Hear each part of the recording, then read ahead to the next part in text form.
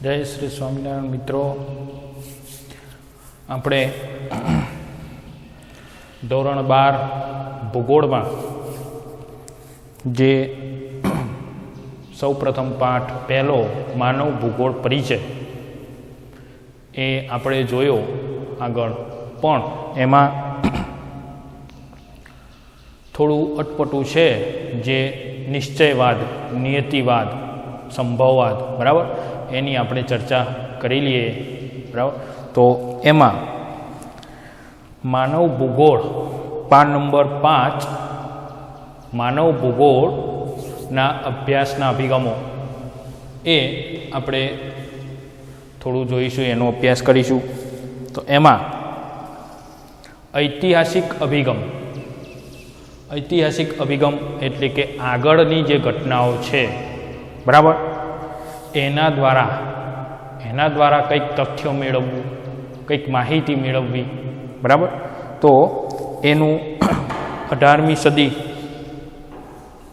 સદીના ઔદ્યોગિક ક્રાંતિ પછી માનવીએ તકનીકી અને વૈજ્ઞાનિક ક્ષેત્રે ઘણો નોંધપાત્ર વિકાસ કર્યો છે, પ્રગતિ કરી છે, જે માનવ જીવન જીવવાની શૈલીમાં પરિવર્તન થયું છે.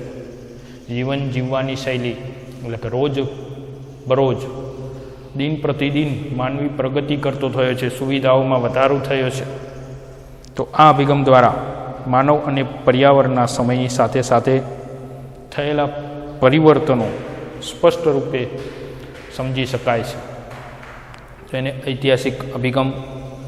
ક્ષેત્રીય વિશ્લેષણ અભિગમની વાત કરીએ કે જે ભાગોમાં ક્ષેત્રીય એટલે કે પોતાના ક્ષેત્રો, જે ભાગમાં માનવી રહેતો હોય અથવા પ્રાણીઓ રહેતા હોય, બરાબર, એ ભાગમાં માનવીના માનવ સર્જિત પર્યાવરણને પ્રાધાન્ય આપવામાં આવ્યું છે. એટલે કે ત્યાં સ્થાનિક પર્યાવરણને, પ્રકૃતિને વધારે મહત્ત્વ આપવામાં આવ્યું છે. આ અભિગમથી પ્રાપ્ત થાય છે. આ પ્રકારના અભિગમ દ્વારા માનવ જીવનની શૈલીઓની વિવિધતા પ્રાપ્ત થાય છે. લગભગ 20મી સદીના પ્રારંભ સુધી માનવ જીવનની શૈલી પ્રાકૃતિક પર્યાવરણને આધારિત હતી. 20મી સદીના પ્રારંભ, બરાબર, એટલે કે 19મી સદી સુધી એ પ્રાકૃતિક પર આધારિત હતી. પણ હવે 20મી સદી પછી હવે આપણે ધીરે ધીરે એ જબરજસ્ત સુવિધાઓ એ આપણે અપનાવતા થયા છીએ. એ ક્ષેત્રીય વિશ્લેષણ અભિગમના કારણે, બરાબર, કે ક્ષેત્રીય વિશ્લેષણ એટલે કે દરેક ક્ષેત્રમાં નવા સંશોધન કરીને આજે આપણે અવનવી સુવિધાઓ આપણી પાસે છે. ત્રીજું, પારિસ્થિતિકીય અભિગમ. માનવી પોતાની પ્રવૃત્તિઓનું પ્રાકૃતિક પર્યાવરણમાં કેવી રીતે સમાયોજન કરે છે, બરાબર, પોતાની પ્રવૃત્તિનું પ્રકૃતિ સાથે કેવી રીતે પ્રતિકૂળતા સાધે છે,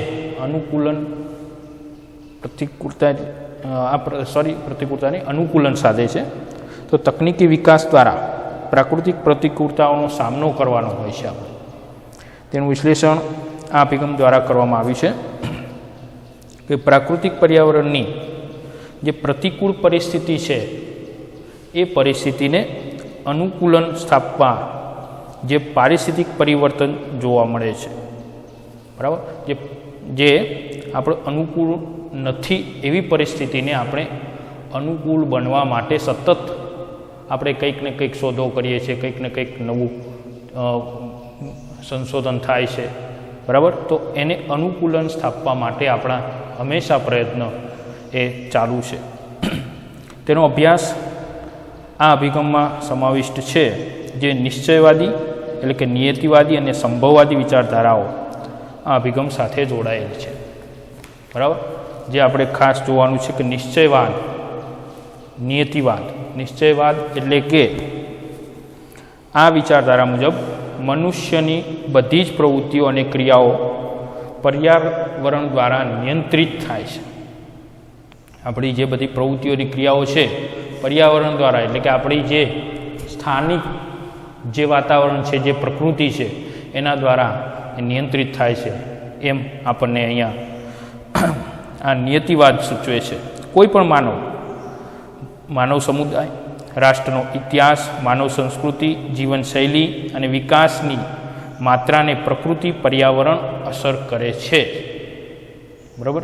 જે પ્રાકૃતિક પર્યાવરણ છે એ પોતાના જીવનશૈલી, પોતાની માનવ સંસ્કૃતિ, ઇતિહાસ, સમુદાય, આ દરેકને એ પ્રાકૃતિક પર્યાવરણ અસર કરે છે. એટલે કે પ્રકૃતિ એ આપણા જીવન ઉપર, આપણા જે સંસ્કૃતિ ઉપર અસર કરે છે.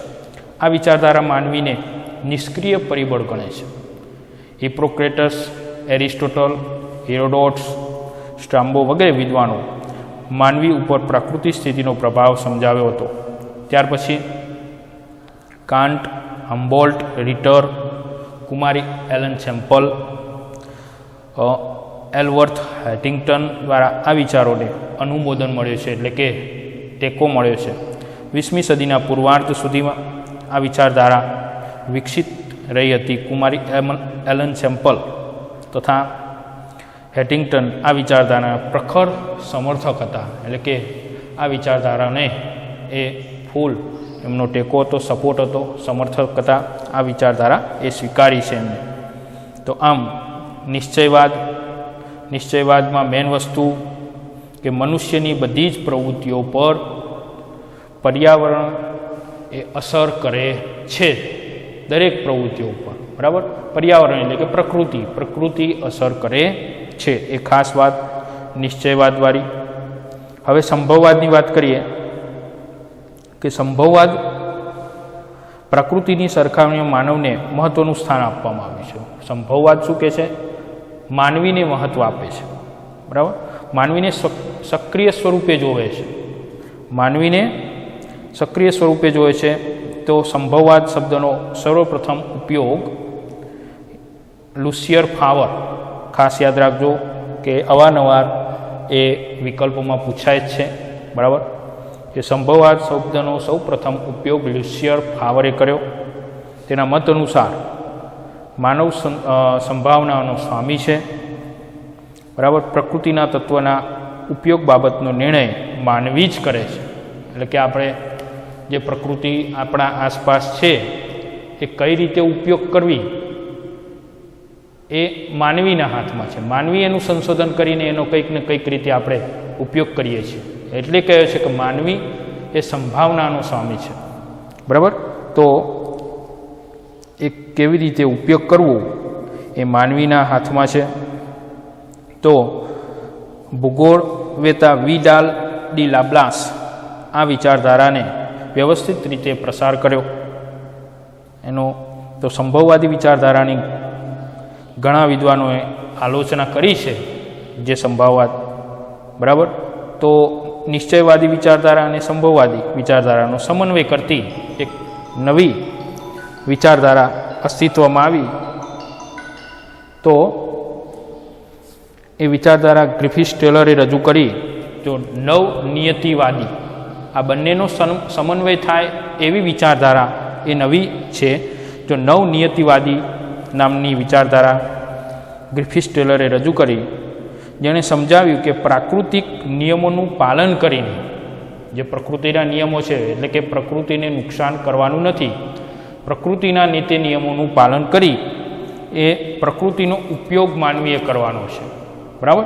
એટલે પ્રકૃતિને નુકસાન થાય નહીં એવી રીતે કુદરતી સંસાધનોને આપણો જીવનમાં ઉપયોગ કરી આપણે એવી રીતે નિભાવવાનું છે. તો માનવીય સંસ્કૃતિ પર્યાવરણને મર્યાદિત કરીને પ્રાકૃતિક તત્વોનો ઉપયોગ કરવાનો અનિવાર્ય છે.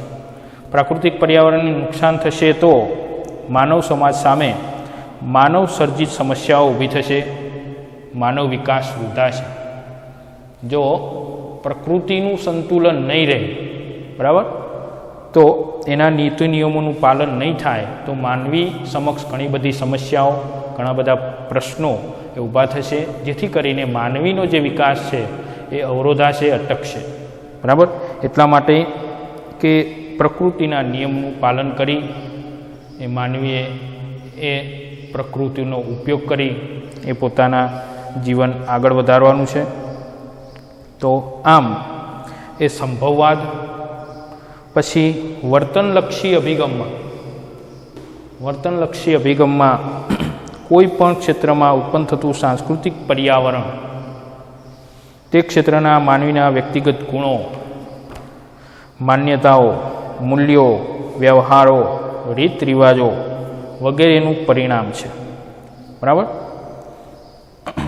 કોઈ પણ પ્રદેશની ભૌગોલિક પરિસ્થિતિ ત્યાંના લોકોના વર્તન પર અસર કરે છે. ભૌગોલિક જે પરિસ્થિતિ છે એ લોકોના વર્તન ઉપર અસર કરે છે. જો કુદરતી સંસાધનો સારું હોય, બરાબર, જે તે તમારા વિસ્તારમાં, તો તમે ઝડપથી વિકાસ કરો છો સંશોધન કરી, બરાબર. અને જો કુદરતી સંપત્તિ કે કુદરતી સંસાધનો ઓછા હોય તો તમારા વિસ્તારનો વિકાસ ઓછો થાય છે. તો એવી રીતે માનવ સમુદાયના વર્તન અને જીવનશૈલીથી સાંસ્કૃતિક પર્યાવરણ ઉદ્ભવે છે. બરાબર. જો તમારા સારું એવું પ્રકૃતિ તમારા પાસે હોય તો તમારું સારું એવું વર્તન ઉદ્ભવે છે. બરાબર. તો આમ આ માનવ કલ્યાણલક્ષી અભિગમ અને વર્તનલક્ષી અભિગમ, બરાબર, તો આ બે વસ્તુ થઈ. અને હવે પાંચમું માનવ કલ્યાણલક્ષી અભિગમ, કે આ અભિગમ ગરીબી, ભૂખમરો, દુષ્કાળ, યુદ્ધ, રંગભેદ, જાતિભેદ, વર્ગ વિગ્રહ, આતંકવાદ, માનવ સર્જિત, બરાબર, તો હોનારતો વગેરે પ્રાકૃતિક પર્યાવરણના સંદર્ભમાં પ્રાદેશિક અભ્યાસ કરે છે.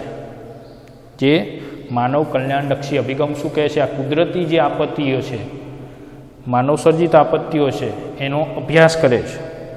આ અભિગમ એવા પ્રકારની સામાજિક આર્થિક વ્યવસ્થાઓ પર ભાર મૂકે છે કે જેના દ્વારા વિશ્વના તમામ નાગરિકોને વિશ્વના બધા જ સંસાધનો પર સમાન અધિકાર અને નિયંત્રણ પ્રાપ્ત થાય.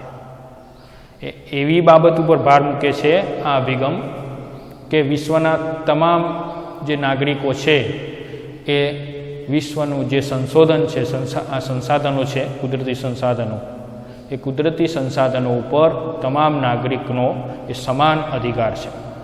બરાબર. તો સામાજિક ન્યાયનો હેતુ પાર પાડી શકાય છે આ અભિગમથી. માનવીને તેની પ્રાથમિક જરૂરિયાતો સરળતાથી મળી રહે અને માનવ કલ્યાણ દરેકનું થઈ શકે. તો એવી રીતે આ માનવ કલ્યાણલક્ષી અભિગમ અહીંયા આપણને સૂચવે છે. તો માનવ ભૂગોળના અભિગમો વિશે રિટર, રેડજેલ, હેટિંગ્ટન, બ્લાસ, બ્રૂન, ડિમાઝિયા, ફેઇન્ટ, ટેવાર્થા, ડિકન્સ, વ્હાઇટ વગેરે વિદ્વાનો પોતાના વિચારો રજૂ કર્યા છે. એટલે કે માનવ કલ્યાણ અભિગમ એ આ બધા વિદ્વાનો પણ, ભૂગોળવેતાઓ પણ એને સપોર્ટ કરે છે. એમને પણ આ પોતાના વિચારો રજૂઆત કરી છે. બરાબર. તો આમ માનવ કલ્યાણ અભિગમ જે વિશ્વના તમામ નાગરિકોને વિશ્વના બધા જ સંસાધનો, સંપદાઓ જે છે, સંપત્તિ છે વિશ્વની, એ વિશ્વની સંપત્તિ ઉપર દરેકનો સમાન અધિકાર છે અને દરેકનું કલ્યાણ થાય એવો અભિગમ એ માનવ કલ્યાણલક્ષી અભિગમ છે. તો આ અભિગમો જે આપણે હતા એ 5 અભિગમો એ ખાસ હતા. બરાબર. એમાં થોડું આ નિશ્ચયવાદી અને સંભવવાદી પટું હતું. બરાબર. તો પારિસ્થિતિક અભિગમમાં એટલા માટે આ વિડીયો એ આપણે બનાવ્યો અને એ પ્રમાણે તમે જોજો. બરાબર. તો આટલું જ. બાકીનું આવતા પિરિયડે જોઈશું, આવતા વિભાગમાં. જય શ્રી સ્વામિનારાયણ.